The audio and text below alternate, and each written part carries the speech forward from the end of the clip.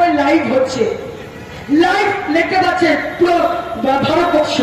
সেই সময় লাকি ছিল না, ঘন্টা বাজিয়ে চিরকুট কেস করে পদ্মশীগুলো তো তখন করে গেছো। এখন নির্লজ্জের মতো শূন্য থেকে মহাশূন্যে প্রস্থানের পথে এখন ওই যে বলে না প্রদীপ নিভে যাওয়ার আগে তপ্তপ করে, অবিলম্বে এই মানুষগুলো শাস্তি হওয়া উচিত। আমরা আপনাদের লড়াই যদি রাজনৈতিক হয় তাহলে আপনার রাজনৈতিক লড়াই লড়ুন, তার তো ক্ষমতা নেই। আপনাদের তো এই দল ওই দলের পায়ে ধরে ধরে থাকতে হয়। সাহস কত বড় যে একটা সরকারি হাসপাতালে সেইভাবে ভাঙচুর করছে।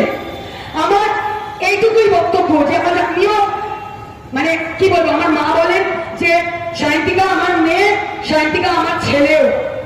আমার একটাই ইচ্ছে রয়েছে যে আগামী দিনে আমি চাই অবশ্যই অবশ্যই এমন দৃষ্টান্তমূলক শাস্তি পাক এই দোষীরা, যাতে আগামী দিনে কেউ